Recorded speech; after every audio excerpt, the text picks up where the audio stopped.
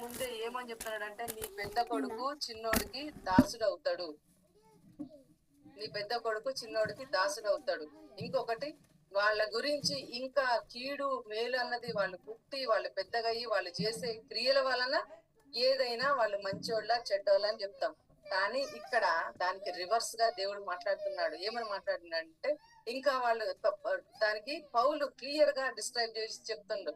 ఇంకా వాళ్ళు అసలు పుట్టి మేలు గాని కీడు గాని వాళ్ళు చెడ్డోళ్ళ మంచోళ్ళ అని ఇంకా వాళ్ళ క్రియల ద్వారా ఇంకా తెలియజేయబడక ముందే దేవుడు వాళ్ళిద్దరి గురించి ముందుగానే దాన్ని చెప్పి ఫినిష్ చేశాడు.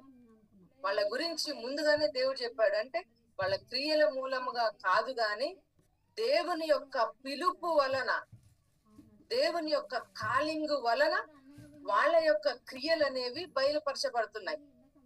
దేవుడు పిలిచినటువంటి పిలుపుని బట్టి, దేవుడు ఏర్పాటు చేసుకున్న ఏర్పాటుని బట్టి వాళ్ళు భూమి మీద అట్లనే వాళ్ళు వెళ్తారు. అంటే ఇది ఎప్పుడు జరిగింది? నువ్వు ఇంకా మీ మదర్ గర్భంలో ఉండటానికి ముందే జరిగిపోయింది. ఇది నీ పితరుడైన యాకోబు దగ్గరనే జరిగిపోయింది. ఓకే, అక్కడ అంటే అక్కడ ఏమన్నా దాని మీనింగ్ కింద మళ్ళీ ఏమంటున్నాడు పౌలు అంటే యాకోబుని ప్రేమించి ఏశావును ద్వేషించినానా క్వశ్చన్ చేస్తున్నాడు పౌలు. అంటే మరి దేవునికి పక్షపాతం ఉంటదా? పక్షపాతం దేవునికి ఉండదు. దేవునికి అస్సలు పక్షపాతం ఉండదు. కానీ గుర్తుపెట్టుకోండి, దేవునికి పక్షపాతం ఉండదు కానీ దయ్యాన్ని మాత్రం దేవుడు సహించాడు. అపవాది యొక్క క్రియలను దేవుడు అస్సలు సహించాడు. ఇదంతా జగత్పునాది వేయబడక ముందే, నువ్వు ఇంకా భూమి మీదకి రావడానికి ముందే ఈ రెండు జరిగిపోయినాయి, అయిపోయింది. ఇప్పుడు నువ్వు భూమి మీదకి వచ్చావు. అదంతా అయిపోయిన తర్వాత ఇప్పుడు నువ్వు భూమి మీదకి వచ్చావు. దేవుడు నువ్వు పుట్టడానికి ముందే దేవుడు చెప్పేసినాడు పెద్దోడు చిన్నోడికి దాసుడు అవుతాడు. అంటే దేవుని సంబంధి, ఇంకొకళ్ళు రివర్స్. దేవుని సంబంధికి ఎప్పుడు కూడా రివర్స్ అయిన వాళ్ళు దాసులు అవుతారు అన్న మీనింగ్ తోటి దేవుడు చెప్పినాడు అక్కడ రెబకాకి. అంటే గుర్తుపెట్టుకోండి, దేవుని బిడ్డలైనటువంటి యాకోబు వంశస్థులైనటువంటి వారు ఎప్పుడు కూడా, అది దేవుడు ఆల్రెడీ ఎప్పుడో మనం పుట్టడానికి ముందే దేవుడు అది నిర్ణయించింది. అది మన పట్ల దేవుడు అది నిర్ణయించిందిగా. అది దేవుడు నిర్ణయించింది కాబట్టి ఆయన నిర్ణయించిన దాని ప్రకారమే మన క్రియలు అనేవి నీతి మంతులుగా మార్చివేయబడ్డాయి. ఆయన నిర్ణయించిన క్రియల బట్టి కాకుండా దేవుని యొక్క విశ్వాస మూలముగా నువ్వు నీతిమంతుడుగా తీర్చబడ్డావు. ఇంకా నువ్వు క్రియలు చేయకముందే నువ్వు నీతిమంతుడుగా తీర్చబడ్డావు. ఇంకా నువ్వు చేయకముందే నీకు రిజల్ట్ వచ్చింది. నువ్వు ఇంకా అక్కడ ఎగ్జామ్ రాయకుండానే నీకు సక్సెస్ అనే రిజల్ట్ వచ్చింది. అర్థమైందా?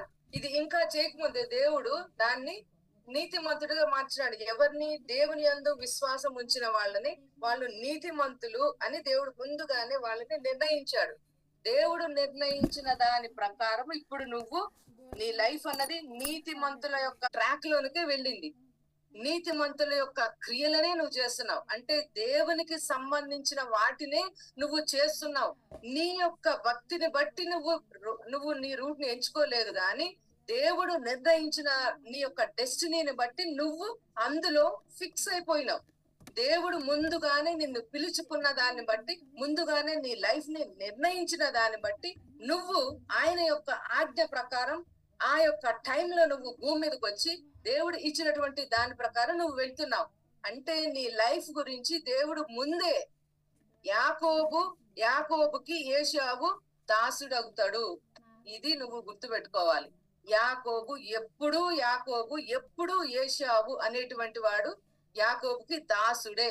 ఓకే, ఇది ఎప్పటి వరకు దేవుడు వచ్చేంత వరకు కూడా ఈ ఆజ్ఞ అనేది జరుగుతూనే ఉంటది.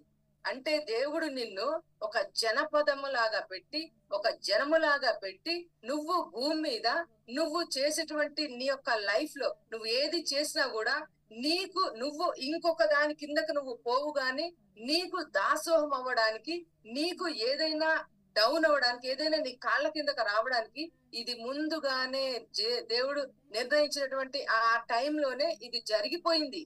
సో ఇప్పుడు నువ్వు దేవుడిచ్చినటువంటి ఫెయిత్ తోటి, ఆయన ఇచ్చినటువంటి స్పిరిట్ పవర్ తోటి నీ యొక్క లైఫ్ జర్నీలో నీకు ఒక ముందుగానే తెలియజేయబడినటువంటి ఒక ప్రత్యక్షత ప్రకారము, ఒక రెవల్యూషన్ ప్రకారం నువ్వు ఏదైతే చేస్తున్నావో అక్కడ నీకు అర్థం కావాల్సిన విషయం ఏంటంటే, ఇక్కడ నేను ఆల్రెడీ ముందుగానే నేను గెలిచిపోయినా.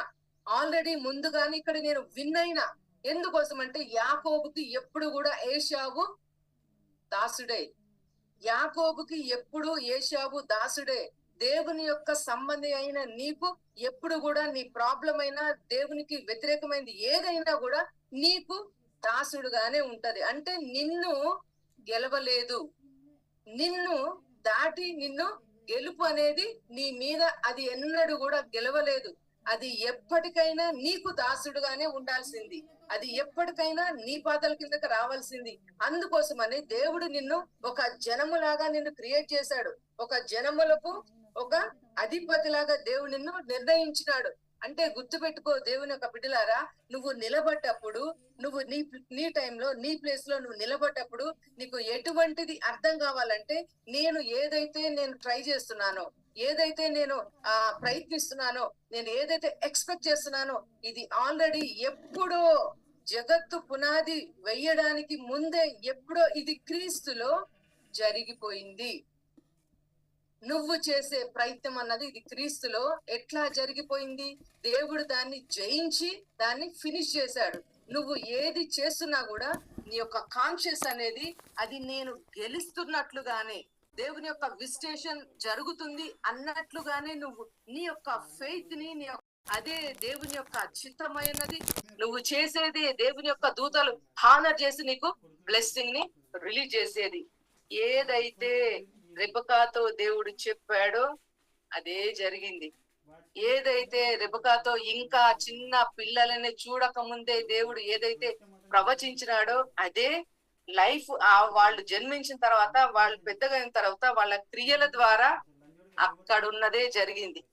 ఆమె ఇంకా పిల్లల్ని చూడక ముందు ఏదైతే విన్నదో అదే జరిగింది. అదే ఫైనల్ గా జరిగింది. అంటే గుర్తుపెట్టుకోండి, క్రీస్తులో దేవుని యొక్క ఆత్మను ధరించుకున్న, దేవుని యొక్క ఆత్మను సంచకరువుగా ధరించుకున్నటువంటి మీ యొక్క లైఫ్స్ గురించి దేవుడు ముందుగానే నిర్ణయించినాడు, విక్టరీని ఇచ్చాడు. ఇవన్నీ నువ్వు చేయడానికి ముందుగానే నీ లైఫ్ లో జరిగిపోయాయి. ఇవన్నీ జరిగిపోయాయి నీ జీవితంలో. అందుకోసమనే దేవుడు ఏమంటున్నాడంటే, నువ్వు సాధించలేనిది ఏదీ లేదు. ఇంకొకటి ఉంటది, ఏమనంటే దేవుడు మోషేతో ఏమనంటాడంటే, నేను మోషేను నియమించింది ఎందుకంటే నీ ద్వారా నా మహిమను చూపెట్టడానికి. ఫరోని కూడా దేవుడు అట్లనే దేవుడు నిర్ణయించాడు. ఫరోని కూడా దేవుడు ఎట్లా నిర్ణయించాడంటే, మోషే నీ ద్వారా నా గ్లోరీ ఆయన ముందు బయలుపరచబడడానికి ఆయనను నేను అదే విధంగా నేను నిర్ణయించిన. ఎట్లా? ఆయన స్టఫ్ గా, ఆయన హార్డ్ గా, ఆయన నీకు వ్యతిరేకంగా వచ్చేటట్లు నేను ఆయన నిర్ణయించా. అంటే దీని మీనింగ్ ఏందండి? వ్యతిరేకంగా వచ్చేదాన్ని కూడా దేవుడి దగ్గర నుంచి కంట్రోల్ చేసుకుంటాడు. అది నీకు ఎంత వరకు రావాలో అంతవరకే రావడానికి దేవుడు పర్మిషన్ ఇస్తాడు తప్ప అంతకు మించి నీ లైఫ్ లోనికి అది ఒక్క సెకండ్ కూడా అది నిన్ను గెలవడానికి దేవుడు అసలు ఛాన్స్ ఇవ్వలేదు. ప్రతిసారి కూడా అక్కడ గెలిచినట్లే అయింది. ఫరో రివర్స్ అయిన ప్రతిసారి మోషే ఓడిపోయినట్లే అయింది.